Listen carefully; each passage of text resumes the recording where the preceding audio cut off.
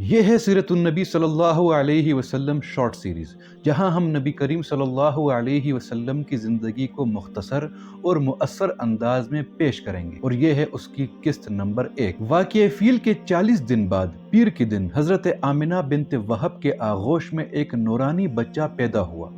دادا عبد المطلب کو خبر ملی تو وہ خوشی سے جھوم اٹھے، فوراً کعبہ گئے، اللہ کا شکر ادا کیا اور بچے کا نام محمد رکھا۔ یہ نام عرب میں کسی نے پہلے نہیں رکھا تھا۔ آپ صلی اللہ علیہ وسلم کو سب سے پہلے حضرت صوبیہ ابو لہب کی باندی نے دودھ پلایا۔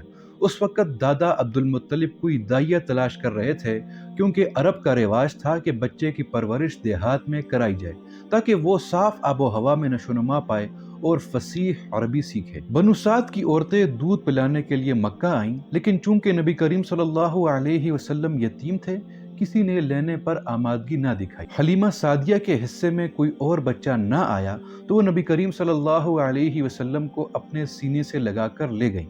جیسے ہی وہ آپ صلی اللہ علیہ وسلم کو گھر لے کر پہنچی، برکتوں کا نزول شروع ہو گیا، کمزور جانور طاقتور ہو گئے، دودھ کی کمی خوشحالی میں بدل گئی۔ جب آپ صلی اللہ علیہ وسلم 4 سال کے ہوئے تو ایک دن آپ صلی اللہ علیہ وسلم اپنے رضاعی بہن بھائیوں کے ساتھ جنگل میں تھے کہ 2 فرشتے آئے۔ آپ صلی اللہ علیہ وسلم کو لیٹایا، سینہ چاک کیا، دل سے ایک سیاہ چیز نکالی اور دل کو ایمان اور حکمت سے بھر دیا۔ اس کے بعد کوئی نشان تک نہ رہا۔ 6 سال کی عمر میں حضرت آمنہ آپ صلی اللہ علیہ وسلم کو یثرب یعنی مدینہ لے کر گئیں تاکہ آپ صلی اللہ علیہ وسلم کو ننیال سے ملوائیں اور آپ کے والد کی قبر پہ حاضری دیں۔ چند دن بعد جب واپسی کا سفر شروع ہوا تو ابوا کے مقام پر حضرت آمنہ کا انتقال ہو گیا۔ آپ صلی اللہ علیہ وسلم یتیم تھے، ماں کا سایہ بھی اٹھ گیا اور دور دور تک کوئی سہارا نہ تھا۔ اس وقت صرف ام ایمن یعنی برکہ ساتھ تھیں، جو آپ صلی اللہ علیہ وسلم کو مشکل سفر کے بعد مکہ واپس لے کر آ گئی۔ دادا عبد المطلب نے آپ صلی اللہ علیہ وسلم کو اپنی آغوش میں لیا۔ وہ آپ صلی اللہ علیہ وسلم سے اتنی محبت کرتے کہ جہاں بھی جاتے آپ کو ہمیشہ اپنے ساتھ رکھتے۔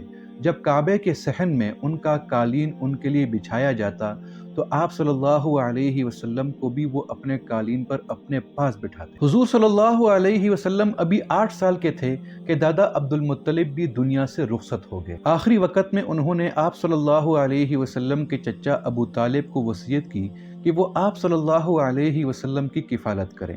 ابو طالب نے آپ صلی اللہ علیہ وسلم کو اپنی اولاد سے بڑھ کر چاہا اور ہر لمحہ محافظ بن کر ساتھ رہے۔